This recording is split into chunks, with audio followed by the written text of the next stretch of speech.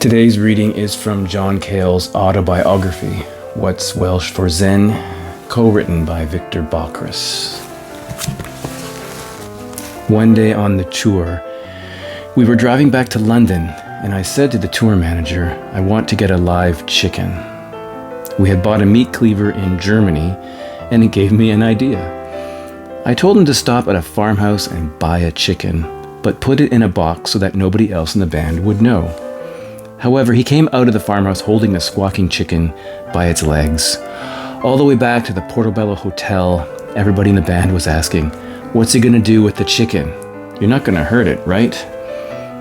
The gig was at Croydon. I had the chicken killed backstage and put on a wooden platter with a handle.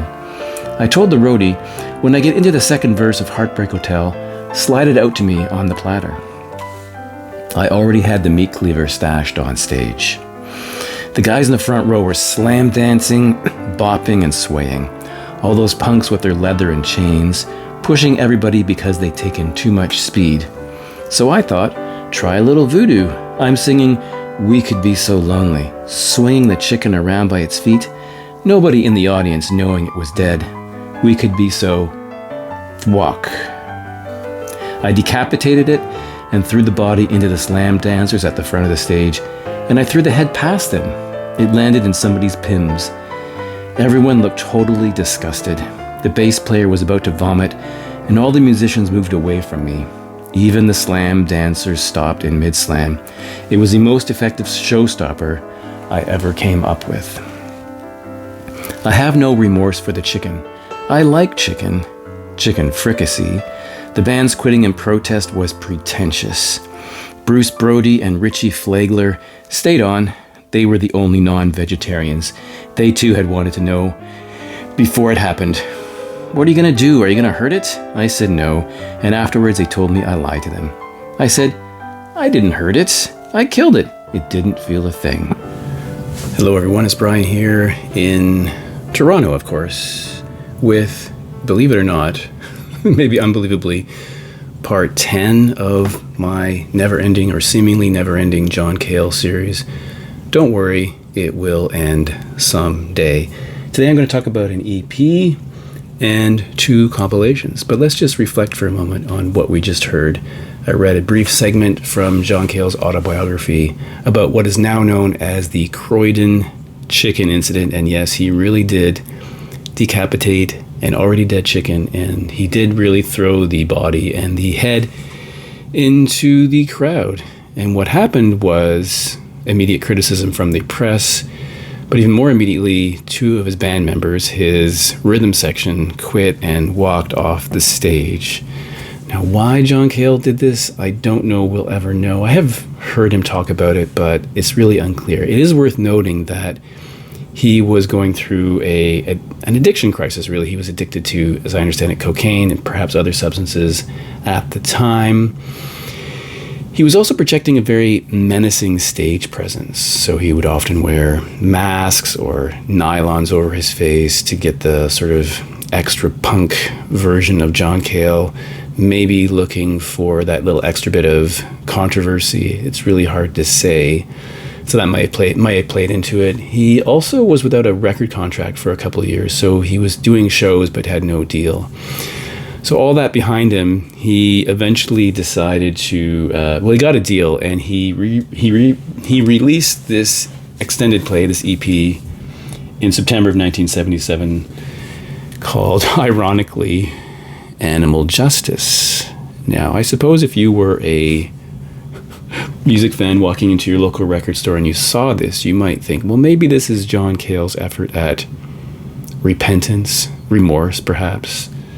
But if you flip it over, that disappears immediately, because what you'll notice is that the first track is called Chicken Shit. And that track is, in fact, a response, perhaps a criticism of the band members who quit. After all, his vegetarian rhythm section walked off the stage, so this is his response to them doing that.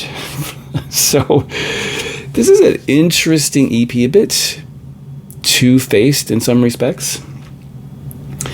So, ironically, Animal Justice, it came out in 7-inch and 12-inch, September 1977. So, the first track is not the track you're going to start singing in the shower. It doesn't have that appeal. It's not melodic, really. It's kind of abrasive. It starts with somebody saying, "Hi, I'm Arthur, and I quit." Or he says, "My name is Arthur, and I quit." So I'm going to read you a couple of lines from this track. There's a spoken word part where he says, he said something about taking a feather home for his wife, for a hat that she was making. I don't know what he's going to do with that chicken. He said he's not going to hurt it, so it's okay. All right, fair enough. There's some singing, which I don't really understand entirely how it relates, but there's references to a gun. "You all right, John? You ain't going to hurt it, are you?" And then later, oh my God, did you see what he did? He did. And then there's retching noises. "Oh, I don't believe he did it. I mean, I was standing right there. I saw the whole thing with my own eyes. I never thought he'd do something like that. I mean, what do you think? It was so unreal." So that's the song. It's abrasive. It's kind of not melodic. As I say, I don't think you'd be walking around your house singing that in the background. So that's his response to the whole Croydon chicken incident here on this EP. The second track on side A is a cover version of Chuck Berry's Memphis, and I think he does a good job of this. I know not everyone likes it, but I think it's fine. Of all the cover versions of that song, I don't think it's going to rise to the top, but it's certainly not the worst. I think it's good. I should show you the labels here. So that's Illegal Records. There's side A. The real gem on this album is the track on side 2 called Hedda Gabler, spelled incorrectly here. It references Henrik Ibsen. There's only one B in Gabler. It is spelled correctly on this. This is by the way, a UK pressing of this album. I suppose if you listen to this EP and you heard side 1, you might not even be interested in turning over if that didn't appeal to you, but this is the best track on this thing, and it's one of his most enduring tracks. It's a real glorious track, if you ask me. It's 7 minutes and 53 seconds. I think it's really good. It's kind of hidden here because it shows up on a later compilation, but if you didn't know about this or don't have the compilation, you might not even know the track, and I think it's worth hearing. Now, as I've been going along, I've been giving you my assessment of how I rank these things, essential, recommended, optional, or not recommended. And this one's difficult because I can see how most people wouldn't love side A, but side B is something everyone should hear. So I'm going to say, breaking my own rules, essential for side B. I'm going to say recommended for side A, because it's actually interesting to hear his music, hear him do this. So that's a mixed bag. So not really what you expected in terms of buy it or not. I want to talk about 2 compilations. This is one that came out in 1977, and I'm showing it because it covers the Island years, but also because it's called Guts, by the way. It shows John Cale in his menacing stage presence with this hockey goalie mask and this flying V guitar. He does look like he's out of a horror film, possibly a serial killer.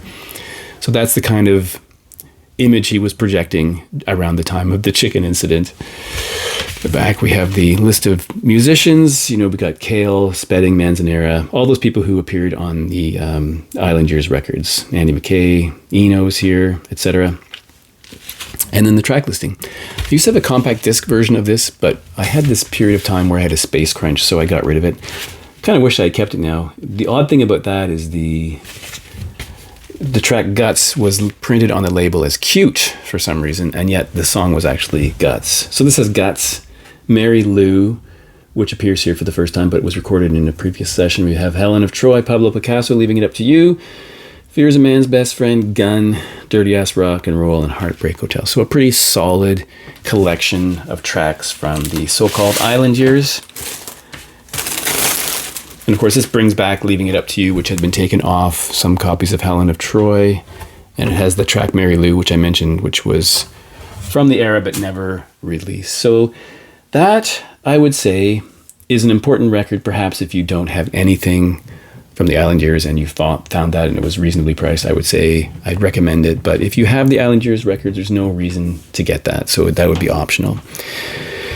Now, I'm going to jump ahead almost 20 years and show you this CD called The Island Years. This is a double compact disc compilation of every track from the 3 Island Years records: Fear, Slow Dazzle, Helen of Troy. Plus there's 4 bonus tracks. Sylvia Said from the Fear sessions, All I Want Is You from Slow Dazzle, Bamboo Floor from Slow Dazzle, and Mary Lou, which is also on Guts. Now, this I will say is possibly my most traveled compact disc, because whenever I went in the car anywhere, you know, for a drive, going someplace like camping, this would be in there. Here's the booklet, and it does include some photography. There's a long essay by Ben Edmonds that goes through multiple pages about the island years with some images. Ooh. It's worth reading. It's very good. Cale Street. Oops, wrong way. Cale Street. And then it has the credits. So as I mentioned, there's 4 extra tracks on here. Wow, and it's really great. And again, because it's a compilation, I'm not going to say it's essential, but if you want to get into the island years, you might be able to find this. I don't know what it goes for these days. There is an identical track listing on a compilation called Gold, but it's essentially just the island years again presented here. I just recently learned that there is a re-release of all 3 Island Years records on compact disc in a box or a slipcase. I saw it on Amazon. It's quite pricey, but it does have the 3 Island Years records. That's something you might want to keep your eye out for. I also noticed that there's a repressing of Fear floating around. I saw one in the store the other day which had 2 bonus tracks, so it's different than my version. So that would be interesting to keep an eye out for. And also, John Cale is re-releasing Paris 1999 in a double disc, and Academy of Peril, I think, also in a double disc format. I looked at the pre-order for that. I'm hoping it comes locally or to Amazon, because for me to order that from overseas is just it's just ridiculous. So I wouldn't do it. But if it's coming locally, I would get it. So there we have more John Cale. I think the next one will be a look at the live album called Sabotage. So that's coming up some point. So thanks for watching. I'll see you in the next video.